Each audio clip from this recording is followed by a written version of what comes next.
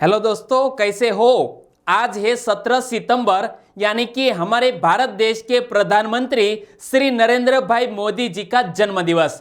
तो हमारी GK 2020 channel की ओर से हमारे प्रधानमंत्री को इस जन्म दिवस की हार्दिक शुभकामनाएं। और दोस्तों, आज जब 17 सितंबर है तो कल ही 16 सितंबर को वर्ल्ड ओजोन डे मनाया गया। लेकिन इस साल वर्ल्ड ओजोन डे 2020 की थीम क्या रखी गई थी? हाल ही में दोस्तों वीनस मिशन यानी कि शुक्र मिशन कौन सी अंतरिक्ष एजेंसी लॉन्च करने जा रही है? ऐसे ही बड़ी 13 खबरों को कवर करते हुए हमने आज का करंट अफेयर का वीडियो तैयार किया है। और यह वीडियो तैयार करने में 4.5-5 घंटों का वक्त लगता है और तब जाकर यह वीडियो बनता है। तो यह क्वालिटी की दृष्टि से सुपर से भी ऊपर है।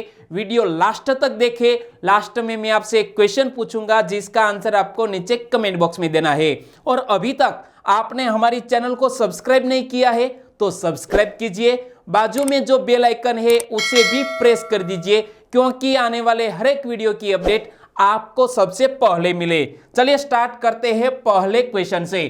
पहला क्वेश्चन, विश्व ओजोन दिवस 2020 की थीम क्या रखी गई है? दोस्तों कल ही यानी कि 16 सितंबर को वर्ल्ड ओजोन डे मनाया गया और इसी साल 2020 की थीम रखी गई है जीवन के लिए ओजोन, ओजोन परत संरक्षण के 35 वर्ष।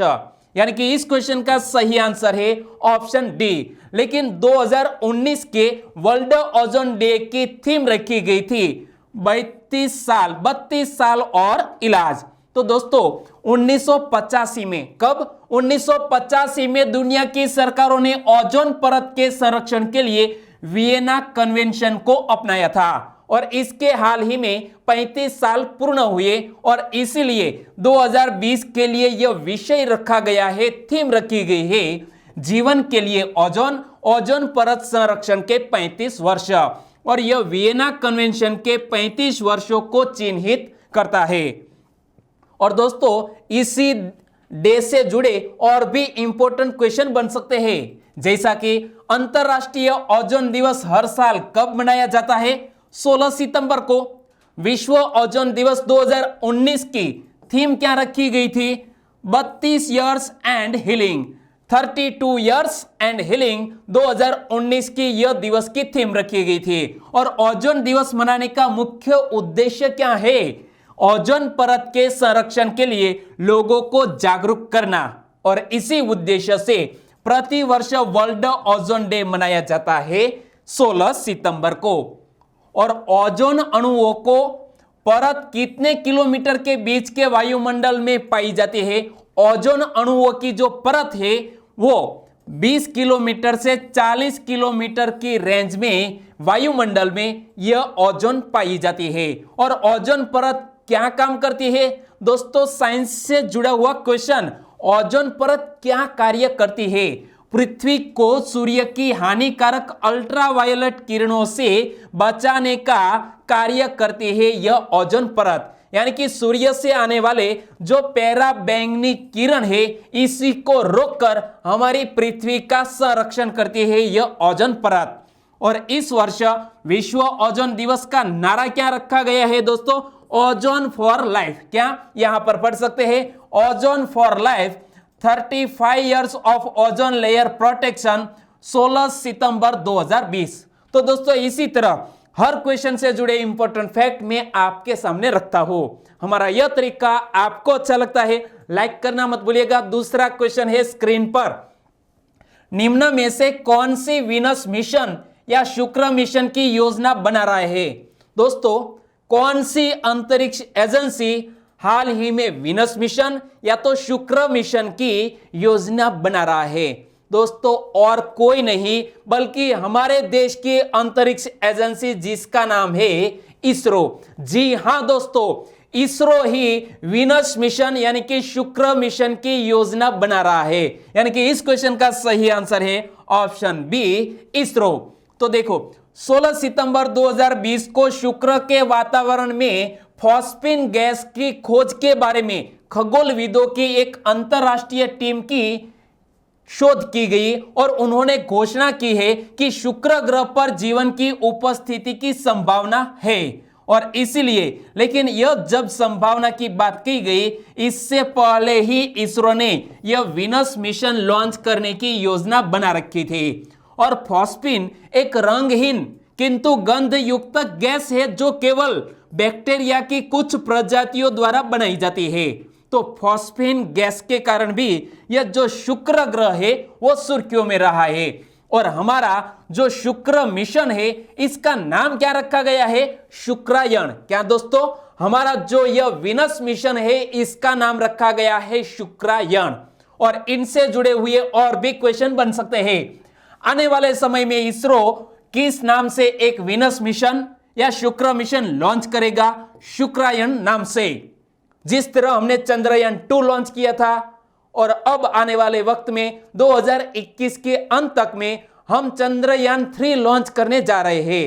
लेकिन यह कब लॉन्च होगा वो भी मैं आपको बताऊंगा। किस ग्रह को पृथ्वी की जुड़वा बहन के नाम से भी जाना जाता है? जी हां दोस्तों, शुक्र ग्रह को पृथ्वी की जुड़वा बहन के नाम से भी जाना जाता है। और कौन सा ग्रह सौर मंडल का सबसे चमकीला ग्रह है? शुक्र है, वो हमारे सौर मंडल का सबसे चमकीला ग्रह है। और शुक्र को और किस नाम से जाना जाता है? दोस्तों, हम लोग शुक्र को भोर का तारा और सांझ का तारा भी कहते हैं। और यह सूर्य से दूसरा सबसे निकटतम ग्रह है। और दोस्तों, अब हम इस वीनस मिशन को लॉन्च करने की तैयारी कर रहे हैं 2023 में। कब? 2023 में हमारी यह इसरो अंतरिक्ष एजेंसी है, इसे लॉन्च करेगी। तो बात करते हैं इसरो की। इसरो का पूरा नाम क्या होता है? The Indian Space Research Organisation. और इसरो के वर्तमान अध्यक्ष कौन है? के सिवान। इसरो की स्थापना कब हुई? 15 अगस्त 1969 को इसरो की स्थापना हुई। और इसरो का हेडक्वार्टर कर्नाटक के बेंगलुरु में स्थित है, यानी कि भारत की सिलिकॉन वैली, और जिसे गार्डन ऑफ सिटी के नाम से भी जाना जाता है, वहां पर इसरो का हेडक्वार्टर स्थित है। और इसरो के स्थापक कौन थे? विक्रम अंबालाल साराभाई। और इसरो का आदर्श वाक्य है, मानव जाति की सेवा में अंतरिक्ष प्रौद्योगिकी। क्या? मानव जाति की सेवा में अंतरिक्ष प्रौद्योगिकी, जो हमारी इसरो अंतरिक्ष एजेंसी का आदर्श वाक्य है। तीसरा क्वेश्चन, हाल ही में सुर्खियों में रही मेक्केदातु परियोजना का संबंध किस राज्य से है? दोस्तों, एक परियोजना का जिक्र किया गया है, नाम है मेक्केदातु। हाल ही में क्यों सुर्खियों में रही वो भी बताऊंगा। लेकिन पहले यह बात जान लीजिए कि मेक्केदातु परियोजना है वो कावेरी नदी पर स्थित है। कहां पर? कावेरी नदी पर बनाई जाने वाली है। तो कावेरी नदी यहां कर्नाटक से आगे बढ़ते हुए यहां पर दोस्तों है यह आंध्र प्रदेश और यहां से बे ऑफ बंगाल में मिल जाती है। तो कर्नाटक में, किस राज्य में? कर्नाटक राज्य में यह मेक्केदातु परियोजना बनाने का तय किया गया है। लेकिन तमिलनाडु ने कुछ विरोध दर्ज किया, इसीलिए यह जो कर्नाटक के लोग हैं इसकी एक समिति हाल ही में केंद्र सरकार के पास पहुंच गई है। तो केंद्र सरकार द्वारा मेक्केदातु परियोजना के निर्माण हेतु मंजूरी देने के लिए कर्नाटक सरकार द्वारा एक प्रतिनिधि मंडल मुख्यमंत्री के नेतृत्व में केंद्र सरकार के पास भेजा जाएगा। दोस्तों, केंद्र सरकार के पास भेजा जाएगा। किस परियोजना के लिए? मेक्केदातु परियोजना के लिए। और यह परियोजना किस राज्य में आकार लेने वाली है? दोस्तों, कर्नाटक राज्य में। और किस नदी पर? कावेरी नदी पर।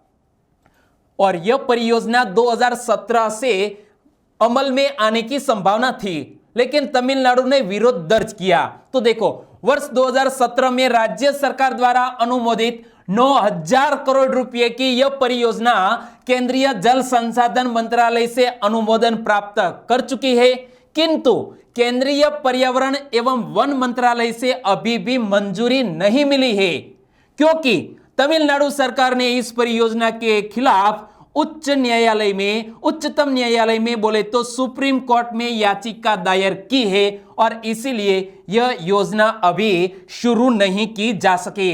और मेक्केदातु परियोजना की बात करें तो इस परियोजना का निर्माण कहां किया जाएगा? याद रखो, कर्नाटक के रामनगरम जिले के कनकपुरा के पास। लेकिन यदि सुप्रीम कोर्ट से हरी झंडी मिल गई तो, और मेक्केदातु परियोजना से कितना जल संग्रहित होगा दोस्तों? 67.16 टीएमसी। टीएमसी का पूरा नाम क्या होता है? 1000 मिलियन क्यूबिक फीट। यानी कि मेक्केदातु परियोजना से यहां 67.16 टीएमसी जल संग्रहित होगा। और जब यह योजना की बात करते हैं तो इनसे जुड़े हुए और भी क्वेश्चन बन सकते हैं। मेक्केदातु परियोजना का निर्माण किस नदी के पर किया जाने वाला है? कावेरी नदी के पर। और इस परियोजना के निर्माण से कावेरी वन्य जीव अभ्यारण्य की 50 वर्ग किलोमीटर की वन भूमि जलमग्न हो जाने की संभावना है। कितनी? 50 वर्ग किलोमीटर वन भूमि जलमग्न हो जाने की संभावना है। लेकिन किस अभ्यारण्य की दोस्तों? याद रखो, कावेरी वन्य जीव अभ्यारण्य की। और इसलिए क्या आपको लगता है कि सुप्रीम कोर्ट इसे हरी झंडी देगी दोस्तों? और यस, इस योजना की बात कर रहे हैं जिसका ताल्लुक है कर्नाटक राज्य से।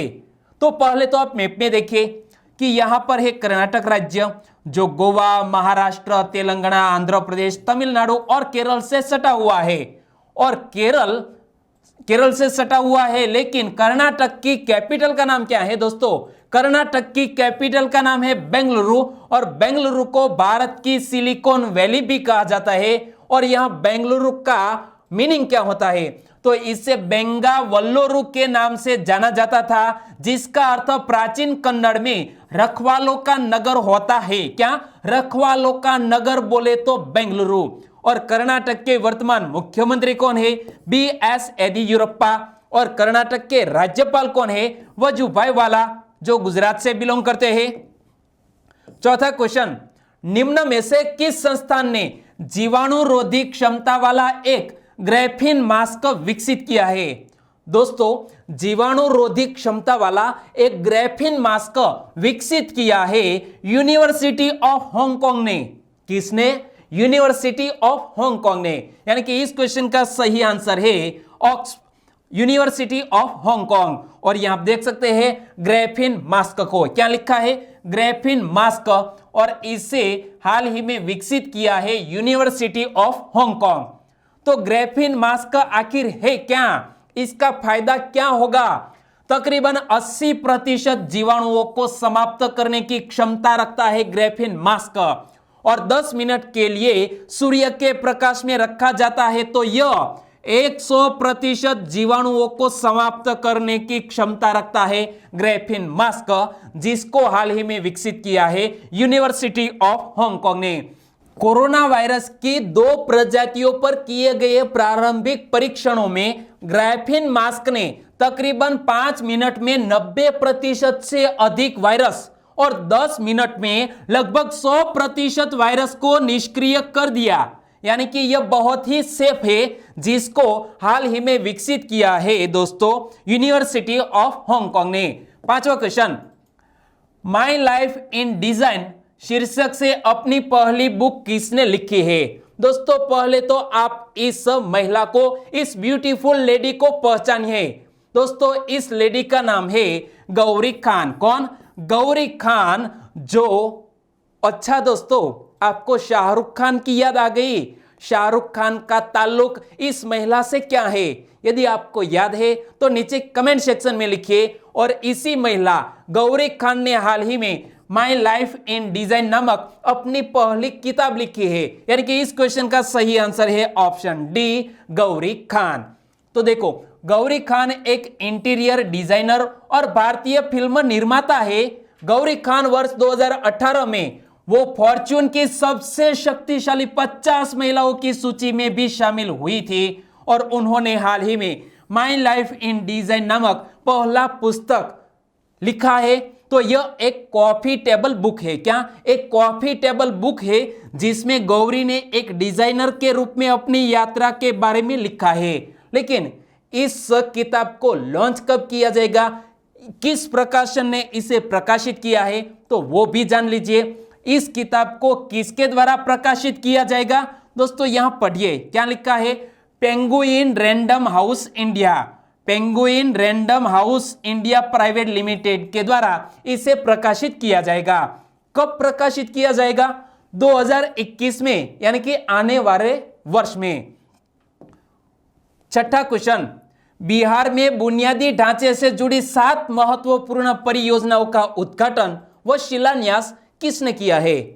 दोस्तों हाल ही में बिहार में जब चुनाव आने वाला है, तो इस चुनाव को देखते हुए, चुनावी एजेंडों को देखते हुए चुनाव में 7 बड़ी महत्वपूर्ण परियोजनाओं का उद्घाटन या शिलान्यास किया गया है। और दोस्तों यह शिलान्यास या उद्घाटन किया है हमारे प्रधानमंत्री नरेंद्र भाई मोदी जी ने, यानी कि इस क्वेश्चन का सही आंसर है नरेंद्र भाई मोदी जी। और नरेंद्र भाई मोदी जी का आज ही बर्थडे है, तो हमारी चैनल की ओर से हमारे प्रधानमंत्री को हैप्पी बर्थडे। और वो कितने साल के हुए दोस्तों, आपको पता है हमारे प्रधानमंत्री हाल ही में कितनी आयु के हुए, यदि आपको याद है तो नीचे कमेंट सेक्शन में लिखिए। और बात करते हैं बिहार की, तो पहले तो आप मैप में देखिए कि यह है बिहार। बिहार के अगल बगल में कौन कौन से राज्य स्थित है, तो यहां पर आप देख सकते हैं उत्तर प्रदेश, यहां पर नेपाल से सटा हुआ, यहां पर दोस्तों बांग्लादेश, यहां वेस्ट बंगाल, और यहां दक्षिण में कौन सा राज्य आएगा वो आपको बताना होगा। ओके दोस्तों, तो देखो प्रधानमंत्री श्री नरेंद्र भाई मोदी जी ने 7 परियोजनाओं की आधारशिला रखी और इसका शुभारंभ वीडियो कॉन्फ्रेंसिंग के जरिए किया है।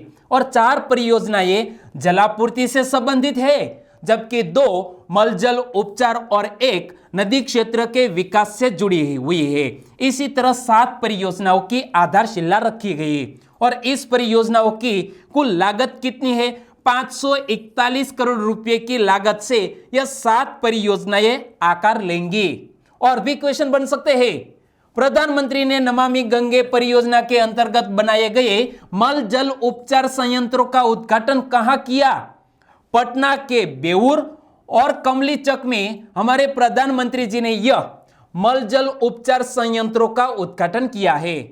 प्रधानमंत्री श्री नरेंद्र भाई मोदी जी ने किस योजना के अंतर्गत मुंगेर जलापूर्ति परियोजना की आधारशिला रखी, अमृत मिशन के तहत। और दोस्तों यहां नमामि गंगे की बात करते हैं, तो आपको भी पता है कि हमारे गंगा जो हमारी भारत देश की सबसे पवित्र नदी मानी जाती है, इसको स्वच्छ करने के लिए हमने बहुत से करोड़ों रुपए का खर्च किया है, लेकिन फिर भी जो रिजल्ट मिलना चाहिए वो मिल नहीं रहा है। 7वां क्वेश्चन, केंद्रीय मंत्रिमंडल ने बिहार के किस जिले में एक नए अखिल भारतीय आयुर्विज्ञान संस्थान की स्थापना को मंजूरी प्रदान की। दोस्तों हमारे केंद्रीय मंत्रिमंडल में बिहार में एक क्या all India institute of medical science यानी कि AIIMS एम्स की स्थापना को लेकर मंजूरी प्रदान की है। और दोस्तों इसका नाम है जिला दरभंगा। क्या दरभंगा में एम्स की स्थापना की जाएगी, हमारी केंद्रीय मंत्रिमंडल ने मंजूरी दे दी है। और दरभंगा बिहार राज्य का एक जिला है, यानी कि इस क्वेश्चन का सही आंसर है दरभंगा। और अखिल भारतीय आयुर्विज्ञान संस्थान बोले तो एम्स की बात करूं तो इसकी स्थापना प्रधानमंत्री स्वास्थ्य सुरक्षा योजना के तहत की जाएगी। और मंत्रिमंडल ने उपरोक्त एम्स के लिए एक निदेशक पद सृजित करने को भी मंजूरी प्रदान की है, जिसका मूल वेतन 2,25,000 रुपये होगा। कितना? 2,25,000 रुपये। और यहां बात करते हैं एम्स की, तो एम्स दरभंगा में कौन सी फैसिलिटीज होगी, तो निर्माण में कुल लागत कितनी होगी, 1,264 करोड़ रुपये से यह एम्स तैयार होगा। और 48 महीने की समयावधि के भीतर पूरा होने की भी संभावना है। नए एम्स में 100 UG MBBS सीट होंगी, 60 BSc नर्सिंग सीट होगी। नए एम्स में 15 से 20 सुपर स्पेशलिटी डिपार्टमेंट होंगे और नए एम्स में 750 हॉस्पिटल बेड होंगे। और प्रस्तावित संस्थान 750 बेड की क्षमता वाला एक अस्पताल भी इस एम्स में शामिल होगा। तो इस तरह की फैसिलिटीज होगी दरभंगा एम्स में। 8वां क्वेश्चन, किस राज्य की पुलिस विभाग द्वारा माओवादी समस्याओं के समाधान के लिए विशेष बल का गठन किया जाएगा? दोस्तों, हाल ही में किस राज्य, छत्तीसगढ़ राज्य की पुलिस विभाग द्वारा माओवादियों की समस्या के समाधान के लिए एक विशेष बल का गठन किया जाएगा। यानी कि इस क्वेश्चन का सही आंसर है छत्तीसगढ़। तो देखो, छत्तीसगढ़ के बस्तर क्षेत्र में माओवादी समस्या के समाधान के लिए एक विशेष बल का गठन किया जाएगा और मुख्यमंत्री भूपेश बघेल जी ने पुलिस विभाग को बस्तर विशेष बल गठित करने के दिशा निर्देश भी दे दिए हैं। और इसने न केवल रोजगार सुनिश्चित होगा बल्कि स्थानीय भाषा और इलाके के संबंध में पुलिस को मदद भी मिलेगी। और यह कदम उठाया है छत्तीसगढ़ के मुख्यमंत्री भूपेश बघेल जी ने। और यहां आप मैप में देखें कि यह है छत्तीसगढ़, किस राज्य से अलग हुआ है? मध्य प्रदेश से निर्मित यह छत्तीसगढ़, जिसके अगल बगल में यहां पर उत्तर प्रदेश, मध्य प्रदेश, यहां पर महाराष्ट्र, तेलंगाना और यहां पर ओडिशा और यहां पर दोस्तों कौन सा है? यह है दोस्तों झारखंड। इतने राज्यों से सटा हुआ है। और छत्तीसगढ़ का गठन कब हुआ? 1 नवंबर 2000 को। छत्तीसगढ़ की कैपिटल का नाम क्या है? रायपुर। लेकिन रायपुर से थोड़ी ही दूर पर नया रायपुर बसाया गया है, जिसका नाम रखा गया है अटल नगर। और छत्तीसगढ़ की राज्यपाल कौन है? अनुसुईया उइके। और छत्तीसगढ़ के मुख्यमंत्री Bhupesh Baghel. Clear? Very good. 9वां क्वेश्चन, निम्न में से किस संस्थान के एक स्टार्टअप ने एक अनोखा यंत्र वैली बैंड बनाया है? दोस्तों, आप यहां रिस्ट वॉच की तरफ पहन सकते हैं, जिसका नाम है वैली बैंड। और इस वैली बैंड को बनाया है IIM कोझिकोड के शोधकर्ताओं ने। यानी कि इस क्वेश्चन का सही आंसर है IIM कोझिकोड। और वैली बैंड सुरक्षित दूरी का पालन नहीं किए जाने पर अलार्म बजाता है। कोरोना वायरस के कारण 2 व्यक्तियों के बीच 1 मीटर की दूरी बनाए रखने के लिए यह वैली बैंड अपने रिस्ट वॉच की तरफ पहन सकते हैं, जिसको हाल ही में IIM कोझिकोड ने बनाया है। लेकिन आगे मैं बात कहूं तो बैंड पहनने वाले व्यक्ति को सतर्क करता है यह बैंड। और यह यंत्र क्वाल 5 इंडिया प्राइवेट लिमिटेड ने विकसित किया है। और इस स्टार्टअप की सह संस्थापक एक महिला उद्यमी, जिसका नाम है किरणमयी। कौन? किरणमयी की यह एक स्टार्टअप कंपनी, और उन्होंने यह वैली बैंड बनाया है।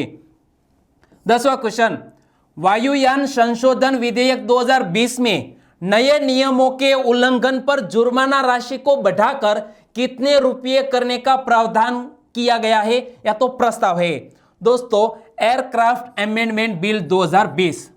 और आपको भी पता है कि हाल ही में मानसून सत्र जारी है और इसी अवसर पर कोई राज्यसभा में या तो लोकसभा में बहुत से विधेयक पारित किए जा रहे हैं। और इसमें से एक है वायुयान संशोधन विधेयक 2020। और इसी के लिए हाल ही में जो जुर्माना राशि पहले 10 लाख रुपए थी, इसको बढ़ाकर कर दिया गया है 1 करोड़ रुपए। इस तरह का प्रावधान इस विधेयक में किया गया है। यानी कि इस क्वेश्चन का सही आंसर है 1 करोड़। तो देखो, मानसून सत्र के दूसरे दिन राज्यसभा ने वायुयान संशोधन विधेयक 2020 को चर्चा के बाद ध्वनि मत से पारित कर दिया। और यह विधेयक लोकसभा में पहले ही पारित हो चुका था। यानी कि दोनों सदनों में विधेयक पारित हो गया। तो अब क्या होगा? विधेयक में नए नियमों के उल्लंघन पर जुर्माना राशि को 10 लाख रुपए से बढ़ाकर 1 करोड़ रुपए करने का प्रस्ताव इसमें है। यानी कि अब जुर्माना राशि होगी 1 करोड़ रुपए। 11वां क्वेश्चन, सांसदों के वेतन भत्तों और पेंशन संबंधी संशोधन विधेयक 2020 में सांसदों और मंत्रियों के वेतन और भत्तों में कितने प्रतिशत की कटौती का प्रावधान है? दोस्तों, मैंने आपको कहा मानसून सत्र जारी है और इस सत्र में हाल ही में सांसदों के वेतन भत्तों और पेंशन संबंधी संशोधन विधेयक 2020 पारित किया गया है। और इसमें प्रावधान किया गया है कि हमारे जो सांसदों है या तो मंत्रियों है, इसके वेतन और भत्ते में कुल 30%, कितनी 30% की कटौती का प्रावधान किया गया है। इसलिए इस क्वेश्चन का सही आंसर है 30%। और ऐसा क्यों किया गया, किसी भी व्यक्ति के वेतन और भत्तों में कटौती क्यों की जाती है, आपको भी पता है। कोविड-19 के चलते हमारी भारत देश की जो अर्थव्यवस्था है वो लगातार नेगेटिव होती जा रही है, यानी कि जीडीपी वो भी नेगेटिव, और इसीलिए देश को बचाने के लिए हम ऐसे कदम उठा सकते हैं। यानी कि इस क्वेश्चन का सही आंसर है 30%। तो देखो, सांसदों के वेतन भत्तों और पेंशन संबंधी संशोधन विधेयक 2020 विधेयक इस वर्ष 6 अप्रैल को केंद्रीय मंत्रिमंडल द्वारा पारित किए गए इस संबंधी अध्यादेश का स्थान लेगा। और विधेयक में संसदों के संसदीय क्षेत्र भत्ते और कार्यालय खर्च भत्ते में कटौती का प्रावधान है, और यह 1 अप्रैल 2020 से 1 वर्ष के लिए प्रभावी होगा, यानी कि 31 मार्च 2021 तक यह प्रभावी होगा। और लोकसभा सदस्यों ने पार्टी लाइन से ऊपर उठकर कोविड-19 से निपटने के लिए सरकार के प्रयासों के लिए लाए गए इस विधेयक का भी समर्थन किया है। लेकिन यह विधेयक किसके द्वारा लाया गया है? संसदीय कार्य मंत्री प्रहलाद जोशी ने कल लोकसभा में इस विधेयक को पेश किया था, यानी कि हाल ही में लोकसभा में इस विधेयक को पेश किया था। किसने? प्रहलाद जोशी ने। वो हमारे किस मंत्रालय के मंत्री है? संसदीय कार्य मंत्री है। 12वां क्वेश्चन, निम्न में से किस घटना की याद में एक डाक टिकट जारी किया गया? दोस्तों, हाल ही में एक डाक टिकट जारी किया गया है, और यह बहुत ही बड़ी और महत्वपूर्ण घटना को याद करते हुए यह डाक टिकट जारी किया गया है। तकरीबन इस घटना को 1 साल पूर्ण हुआ। और दोस्तों, इस घटना का नाम मैं लेना चाहूंगा। पहले सफल एंटी सैटेलाइट मिसाइल परीक्षण का हाल ही में 1 साल पूर्ण हुआ, यानी कि 2019 में हमने एंटी सैटेलाइट मिशन का सफल परीक्षण किया था। और इसी घटना को याद करते हुए हमारे एक बहुत से पावरफुल ब्यूरोक्रेट्स, जिसका नाम है अजीत डोभाल, उन्होंने यह डाक टिकट जारी किया है। यानी कि इस क्वेश्चन का सही आंसर है ऑप्शन ए। तो देखो, राष्ट्रीय सुरक्षा सलाहकार अजीत डोभाल की मौजूदगी में पहले सफल एंटी सैटेलाइट मिसाइल यानी कि ए-सैट परीक्षण की याद में एक डाक टिकट जारी किया गया। और इस डाक टिकट को आप देख सकते हैं, यहां पर लिखा है दोस्तों इंडिया 2020, और भारत की प्रथम एंटी सैटेलाइट मिसाइल, और इसको डेवलप किसने किया था? हमारी DRDO ने। और दोस्तों, इस व्यक्ति को कौन नहीं पहचानता? इस व्यक्ति के नाम पर एक फिल्म भी बनी है सर्जिकल स्ट्राइक के रूप में। दोस्तों, आपने देखी, बहुत ही अच्छी यह फिल्म है, आप भी देख लीजिएगा। और ऐसे ब्यूरोक्रेट्स हमारे भारत देश में होते हैं तो हमारी भारत देश की सुरक्षा बनी रहती है। तो ऐसे व्यक्तियों को शत शत नमन। और दोस्तों, बात करते हैं आगे। सरकार द्वारा संचालित DRDO ने 27 मार्च 2019 को पहला ए-सैट परीक्षण सफलतापूर्वक किया था।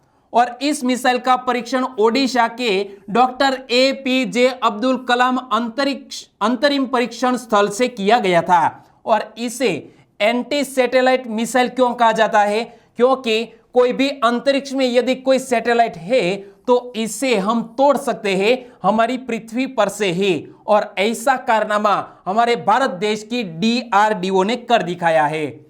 13वां क्वेश्चन, विश्व बैंक में कार्यकारी निदेशक किसको बनाया गया? दोस्तों, वर्ल्ड बैंक में कार्यकारी निदेशक बनाया गया है हमारे भारत देश के राजेश खुल्लर को।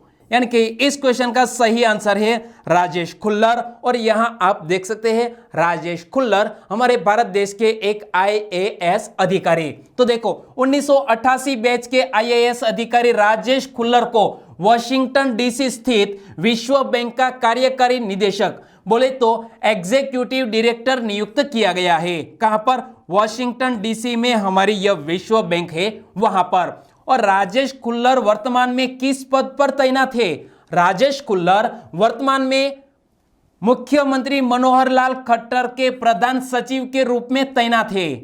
और वह नवंबर के पहले सप्ताह में विश्व बैंक में शामिल हो जाएंगे। और खुल्लर कार्यकारी निदेशक के तौर पर विश्व बैंक में किसका प्रतिनिधित्व करेंगे? हमारे राजेश खुल्लर वो प्रतिनिधित्व करेंगे भारत, बांग्लादेश, भूटान और श्रीलंका देश का वर्ल्ड बैंक में। और बात करते हैं वर्ल्ड बैंक के, तो वर्ल्ड बैंक के वर्तमान अध्यक्ष कौन है? David Malpass. और विश्व बैंक का हेडक्वार्टर हाल ही में बताया मैंने यूएसए के वॉशिंगटन डीसी में। और विश्व बैंक की स्थापना कब हुई? जुलाई 1944 में विश्व बैंक की स्थापना हुई। और दोस्तों अब बात करते हैं लास्ट वीडियो के क्वेश्चन की।